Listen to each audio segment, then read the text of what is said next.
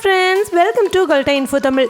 இந்த உலகத்தில் நமக்கு தெரியாத பல ஆபத்தான விஷயங்கள்லாம் இருக்குது. அந்த ஆபத்தான விஷயங்களை பற்றி தான் இந்த வீடியோவில் பார்க்க போகிறீங்க. இந்த வீடியோ ரொம்பவே இன்ட்ரெஸ்டிங்காகவும் கொஞ்சம் இன்ஃபர்மேட்டிவாகவும் இருக்கும். அதனால் ஸ்கிப் பண்ணாமல் முழுசாக பாருங்கள். இன்றைக்கான வீடியோட கொஸ்டின் என்ன அப்படின்னா, நீங்கள் கட்டரும்பு கிட்ட கடி வாங்கியிருக்கீங்களா?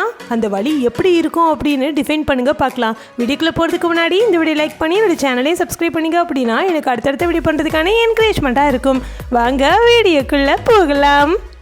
முதல்ல நீங்கள் பார்க்க போகிறது பேபி ஈமு. அதாங்க ஈமு கோழி. நம்ம நாட்டில் கூட ஒரு MLM கம்பெனி வந்துட்டு இந்த மாதிரி ஈமு கோழியை வளர்த்து கொடுங்க, நல்ல ப்ராஃபிட் கிடைக்கும் அப்படின்னு சொல்லிட்டு நம்மக்கிட்ட ஒரு சில இன்வெஸ்ட்மெண்ட் எல்லாம் பிடுங்கி ஏமாத்தினாங்க தெரியுமா? அந்த கோழி தான். இந்த கோழியை இங்கிலாண்டில் சஃபாரி பார்க்கில் பார்க்க முடியும்.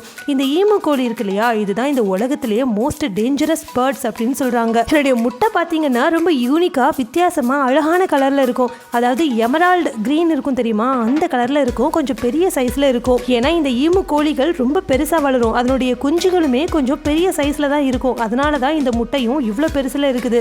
இந்த கோழிகள் கிட்டத்தட்ட 4 அடியிலிருந்து 7 இன்ச் வரைக்கும் வளரக்கூடியதுங்க. நல்லா முதிர்ந்த ஒரு கோழியாக இருந்தது அப்படின்னா 6 அடியில் இருந்து 5 இன்ச் வரைக்குமா வளருமா. இந்த கோழிங்க கிட்ட இருக்கக்கூடிய ஒரே ஒரு நல்ல குணம் என்ன அப்படின்னா, மனுஷங்க மாதிரியே ஒரு குட் பேரண்டிங் பேர்டாக இருக்குமாங்க. அதாவது அதனுடைய குஞ்சுகளை ரொம்ப நல்லபடியாக பார்த்துக்குமா. ஆனால் இந்த கோழிகள் பக்கத்தில் நம்ம நெருங்கவே முடியாது. அதனுடைய இடத்துலையோ இல்லைனா அதனுடைய குஞ்சுகளையோ அதனையும் அட்டாக் பண்ண வரோம்னு சொல்லிட்டு மனுஷங்க போனாங்க, அவங்கள விடாமல் துரத்தி காயத்தை ஏற்படுத்துமாங்க. இந்த கோழிகளெல்லாம் பார்த்தீங்க அப்படின்னா ஒரு ஸ்டெப் தள்ளியே நிற்கிறது தான் நமக்கு நல்லது. ஒரு சின்ன பாயிண்ட், இது நெருப்பு கோழி கிடையாது. நெருப்பு கோழி வேற, ஈமு கோழி வேற. இந்த ஈமு கோழியை நீங்கள் நேரில் பார்த்துருக்கீங்களா அப்படின்னு கமெண்ட்ல சொல்லுங்க. அடுத்ததான் நீங்கள் பார்க்க போகிறது ஓலியாண்டர். இந்த செடியை பார்த்துருக்கீங்களா? கண்டிப்பாக பார்த்துருப்பீங்க. நிறைய பேர் வீட்டில் இது காமனாக எல்லாருடைய கார்டன்லையும் இருக்கும். பூஜைக்கு சாமிக்கு படைக்கிற பூக்களில் கதம்பம் இருக்கும் இல்லையா, அதில் கூட இந்த பூவை வச்சு கட்டுவாங்க. அம்மன்களுக்கு சாத்துற பூவில் கூட இந்த மாதிரியா அரளி பூ இருக்கும். இந்த பூ பார்க்குறதுக்கு ரொம்ப அட்ராக்டிவாக இருக்கும். இது ஒரு விஷச்செடி அப்படிங்கிறது எல்லாருக்குமே தெரிஞ்ச விஷயம்தான். ஆனால் இது எந்த அளவுக்கு விஷயம் தெரியுமா? இந்த அரளி பூ நல்லா காஞ்சி போய் உதிர்ந்து கிடந்தா கூட அந்த பூவை எடுத்து நம்ம தெரியாமல் வாயில் வச்சிட்டோம் அப்படின்னா நம்ம இறந்து போறதுக்கு கூட வாய்ப்பு இருக்கும். இந்த செடியுடைய இலை, தண்டு, பூ, காயின்னு சொல்லிட்டு எல்லாமே விஷம் நிறைந்ததா இருக்குமாங்க. கார்டன்ல காமனா பார்க்க முடியும். அதே மாதிரி ரோட் சைட்ல கூட இதை காமனா பார்க்கலாம். ஏன்னா இதனுடைய மெயின்டெனன்ஸ் ரொம்ப கம்மி. அதனால காட்டு செடி மாதிரி கூட வளர்ந்து கிடக்குமாங்க. இதனுடைய விஷத்தன்மைன்னு பார்த்தீங்கன்னா இதனுடைய கட்டமைப்பு கார்டியாக் லைகோசைடர் அப்படின்னு சொல்றாங்க. இந்த விஷம் மட்டும் நம்ம உடம்புல பரவுச்சுன்னா ஃபர்ஸ்ட் அடி வாங்குற உறுப்பு எது தெரியுமா? நம்மளுடைய இதயத்துடைய ஃபங்க்ஷன் தான். ஒரு சில மாதங்களுக்கு முன்னாடி கூட ஒரு நியூஸ் ரொம்பவே வைரல் ஆச்சு. ஒரு லேடி ஃபோன் பேசிட்டு இருக்கும் போதே அவங்களுடைய வீட்டில் இருந்த இந்த அரளிப்பூ செடியிலிருந்து ஒரே ஒரு ஃப்ளவரை எடுத்து அவங்க வாயில் தெரியாமல் வச்சுட்டே ஃபோன் பேசிகிட்டு இருந்திருக்காங்க. அதுக்கப்புறம் பார்த்தா அவங்க இறந்தே போயிட்டதா சொன்னாங்க. இந்த பூவுடைய விஷம் சிவியராக நம்மளுடைய உடம்புல கலந்தது அப்படின்னா உடனே நமக்கு கார்டியாக் அரெஸ்ட் ஆகும். அது மட்டும் இல்லாமல் ஹார்ட்டுடைய ஃபங்க்ஷன் கொஞ்சம் கொஞ்சமாக குறைஞ்சி, அதாவது லப்டப்னு அந்த ஒரு சவுண்டு கேட்கும் இல்லையா, அதனுடைய ரிதம் கொஞ்சம் கொஞ்சமாக குறைஞ்சிருமா. இது மட்டும் இல்லாமல் கொமட்டல், vomiting, abdominal pain, diarrhoea, low blood pressure, சில நேரத்தில் இறப்பு கூட ஏற்படுமாங்க. ரொம்ப முக்கியமான விஷயம், இந்த செடியவோ இந்த பூக்களையோ தீ வச்சு கொளுத்தும் போது இதிலிருந்து வர புகை இருக்கு இல்லையா, அதை நம்ம சுவாசிச்சா கூட நமக்கு சிவியரான மூச்சு விடுறதுல ப்ராப்ளம் ஏற்படுமா. ஏன் நம்ம வீட்டில் வளர்க்குற பெட் அனிமல்ஸான மாடு, ஆடு, நாய், பூனை இது கூட இதை சுவாசிச்சா பாதிக்கப்படுமாங்க. இப்படிப்பட்ட விஷச்செடியான இந்த அரளிப்பூச்செடி உங்கள் வீட்டில் இருக்கா? எங்கள் வீட்டில் இருக்குது. அடுத்ததான் நீங்கள் பார்க்க போகிறது பேபி ஸ்னேக். நீங்கள் யாராவது முட்டையிலிருந்து பாம்பு வெளிவரத அந்த ஒரு நிகழ்வை பார்த்துருக்கீங்களா? அப்படி இது வரைக்கும் நீங்கள் பார்த்தது இல்லைன்னா இந்த வீடியோ கிளிப்பை பாருங்களேன். இது ஒரு பைத்தான் பாம்பு தான். இந்த பாம்புகள் முட்டையிலிருந்து வெளிவரதுக்கு கிட்டத்தட்ட 88 நாள் ஆகுமாங்க.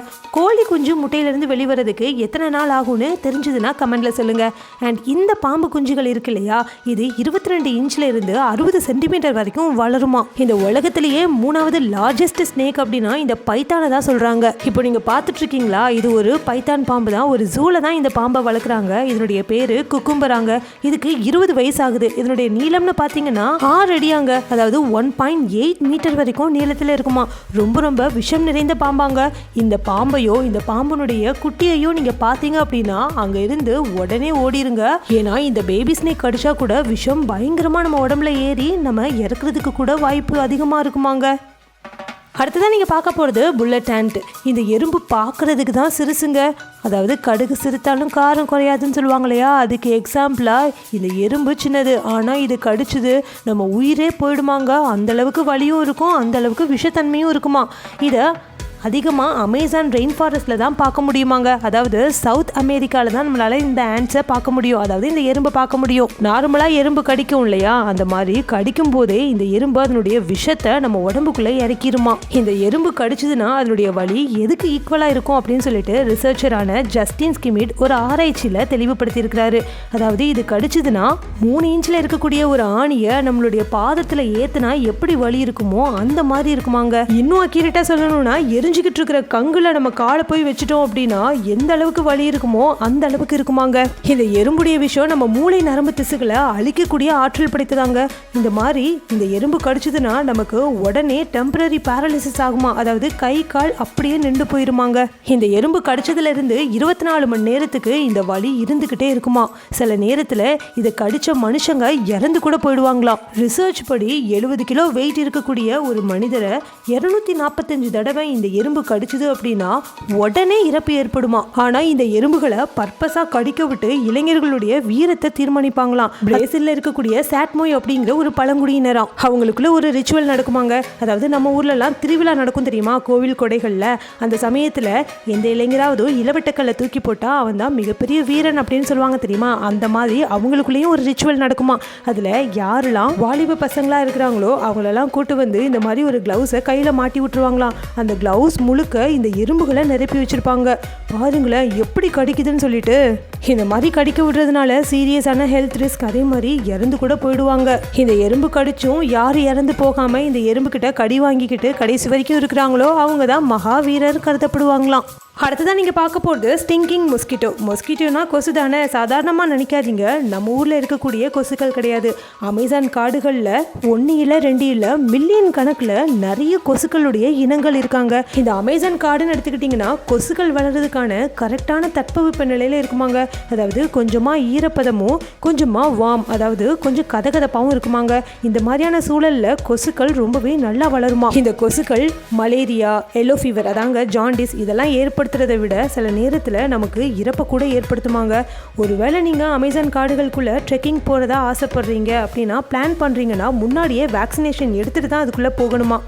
அடுத்ததான் நீங்கள் பார்க்க போகிறது the little apple of death. இந்த மரத்தோட பேர் மேன்ச்சினில். இதில் ஒரு காய் காய்க்கும். இந்த காய் பார்க்குறதுக்கு ஆப்பிளுடைய குட்டி வேர்ஷன் மாதிரி இருக்கும், அதாவது சின்ன ஆப்பிள் மாதிரி இருக்கும். இந்த மரத்தினுடைய இந்த ஆப்பிள் மாதிரியான குட்டி காயிலிருந்து இலை, தண்டு, அதனுடைய பட்டைன்னு சொல்லிட்டு எல்லாமே விஷத்தன்மை வாய்ந்ததாங்க. இந்த மரத்தை சென்ட்ரல் அமெரிக்காலையும் ஃப்ளோரிடாவுடைய ஒரு சில பார்ட்ஸ்லையும் நம்மளால் பார்க்க முடியுமாங்க. இந்த மரம் எங்கெல்லாம் இருக்கோ அங்கெல்லாம் இந்த மரத்தில் ஒரு எச்சரிக்கை பலகையும் இருக்குமாங்க. மழை பெய்யும் போது இந்த மரத்துக்கு அடியில் நிற்காதீங்க அப்படின்ற எச்சரிக்கை பலகை தான் அது. ஏன் அப்படின்னா இந்த மரத்துல இருந்து வெளிவர பால் மாதிரியான திரவம் இருக்கு இல்லையா, இது மழை பெய்யும் போது இந்த மழை தண்ணியோட சேர்ந்து நம்ம உடம்புல படுறதுக்கு வாய்ப்பு இருக்கு. அப்படி ஒருவேளை இந்த பால் நம்மளுடைய உடம்புல பட்டுச்சு அப்படின்னா நம்மளுடைய உடம்பு முழுக்க கொப்பளங்கள் ஏற்படும். அது மட்டும் இல்லாம தீப்பட்ட புண் எப்படி இருக்குமோ அந்த மாதிரி நம்ம உடம்பு முழுக்க உருமாறிடுமாங்க. இந்த மரத்தை எரிக்கும் போது இதனுடைய புகையை கூட நம்ம சுவாசிக்க கூடாது. அப்படி சுவாசிச்சோம் அப்படின்னா நமக்கு சிவியரான ரெஸ்பிரேட்டரி டிஸ்ட்ரெஸ் ஏற்படுமா, அதாவது நம்மளுடைய மூச்சு விடுறதுல பிரச்சனை ஏற்படுமாங்க. அது மட்டும் இல்லாமல் கண்களில் ஒரு சில இன்ஜுரிஸ் கூட ஏற்படுமா. இந்த பால் நம்மளுடைய கண்ணில் டைரெக்டாக பட்டுச்சு அப்படின்னா நம்மளுக்கு கண் பார்வையே தெரியாமல் போயிடுமா. ஒருவேளை இந்த காயை நம்ம தெரியாமல் சாப்பிட்டுட்டோம் அப்படின்னா நமக்கு த்ரோட் ஸ்வெல்லிங் ஏற்படுமாங்க, அதாங்க கழுத்தில் கட்டி ஏற்படும். அதே மாதிரி நம்மளுடைய பற்களில் இருக்கக்கூடிய ஈறுகளில் கூட நிறைய வலி ஏற்படுமா. டைஜஸ்ட் பண்ணுற இறப்பையில் கூட பிரச்சனைகள் ஏற்படுமா. சில நேரத்தில் இறந்து கூட போயிடுவாங்களா மனுஷங்க. ஒரு சில பழங்குடியினர் அவங்க வேட்டையாடுறதுக்காக யூஸ் பண்ணக்கூடிய இந்த வில்லெல்லாம் இருக்கும் தெரியுமா, வில்லு, அம்பு, அவங்களுடைய ஈட்டிகள்லாம் இருக்கும் இல்லையா, அதனுடைய ஷார்ப்பான எட்ஜஸ்ல இந்த பாலை தடவிக்குவாங்களாம். இந்த மரத்தினால பிரச்சனை மட்டும்தானா, எந்த ஒரு நல்ல விஷயமுமே கிடையாதா அப்படின்னு கேட்டிங்கன்னா காற்றுடைய வேகத்தை கட்டுப்படுத்தும். கடல் ஓரங்களில் கடற்கரைகள்லாம் இந்த மாதிரி மரத்தை நம்ம வளர்த்தோம் அப்படின்னா இந்த கோஸ்டல் எரோசன் இருக்கு இல்லையா, அதாவது மண்ணரிப்பு ஏற்படுறது தடுக்கப்படுமாங்க. இந்த மரத்தினுடைய காயை மனுஷங்கள்ல இருந்து எந்த ஒரு விலங்குமே சாப்பிடாது. ஆனால் இதை சாப்பிடக்கூடிய ஒரே விலங்கு அப்படின்னு பார்த்தீங்கன்னா த பிளாக் ஸ்பைன் இக்வானா அப்படிங்கிற இந்த விலங்கு மட்டும்தான்.